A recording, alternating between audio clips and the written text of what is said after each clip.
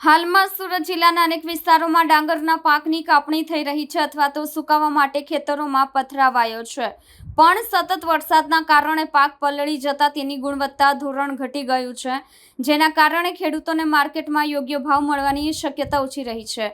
કેટલાક વિસ્તારોમાં ડાંગર આખો જ નાશ પામ્યો છે।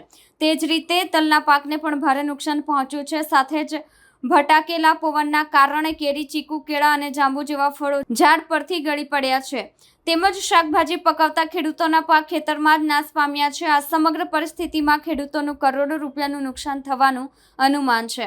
આપત્તિના સંજોગોમાં ખેડૂતો અને તેમની સંસ્થાઓએ રાજ્ય સરકાર સમક્ષ તત્કાલ સર્વેની માંગ કરી છે। તેમણે કહ્યું છે કે આ ખાસ કિસ્સો છે અને સરકારે તરત જ અસરગ્રસ્ત વિસ્તારોમાં સર્વે કરાવી આર્થિક પેકેજ જાહેર કરવું જોઈએ, જેથી નુકસાન વળતરની રૂબરૂ ચૂકવણી થાય। હિતધારકોની માંગ મુજબ સરકાર પાસેથી અવિચારી રાહત પેકેજની અપેક્ષા છે, જેમાં વિશિષ્ટ નુકસાન પામેલા ખેડૂતોને સીધો લાભ મળે અને તેમની ખેતી પરત ફરી શકે। સુરત જિલ્લામાં છેલ્લા 4-5 દિવસથી વરસાદી વાતાવરણને કારણે છૂટક વરસાદ પડવાના કારણે ખેડૂતોના ડાંગરમાં મોટા પ્રમાણનું નુકસાન વેઠવાનો વારો ખેડૂતોને આવ્યો છે।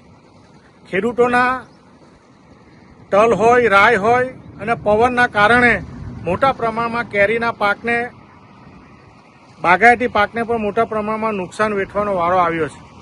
અને ગઈકાલે જે રીતે ઓલપાડ તાલુકા અને સમગ્ર સુરત જિલ્લામાં ભારે વરસાદના કારણે હાલમાં પણ આ વરસાદની પરિસ્થિતિ મોટા પ્રમાણમાં ચાલુ હોવાથી જે ખેડૂતોએ ડાંગર સુકવવા માટે મૂકેલું હતું એ હજારો એકર ડાંગરોનું એ પાણીમાં પલળાઈ જતા 100% ડાંગરના પાકને નુકસાન થાય એ પ્રકારની પરિસ્થિતિનું નિર્માણ થયું છે।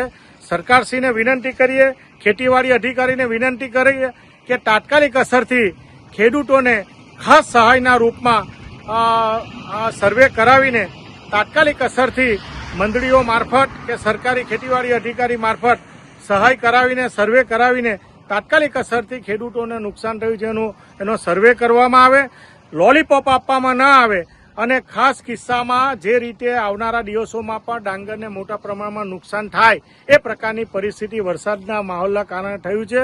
અને ખેડૂતો પોતે દુઃખી છે, પોતાના પાક બચાવવા માટે મહેનત કરી રહ્યા હતા અને આજે વરસાદના કારણે ડાંગરના પાકને, કેરીના પાકને અને તલના પાકને મોટા પ્રમાણમાં લાખો રૂપિયાનું નુકસાન વેઠવાનો વારો આવ્યો છે। સર્વે આવ્યા પછી ખબર પડે કે કેટલા હજારો હેક્ટરમાં આ પ્રકારના ડાંગરનું નુકસાન થયું છે। એટલે સરકારશ્રીને વિનંતી કરીએ છીએ કે તાત્કાલિક અસરથી આવા નુકસાન થયેલા પાકનો સર્વે કરવામાં આવે અને ખેડૂતને સહાય કરવામાં આવે, એટલી સુરત જિલ્લાના ખેડૂતો વતી અમારી લાગણી અને માંગણી છે।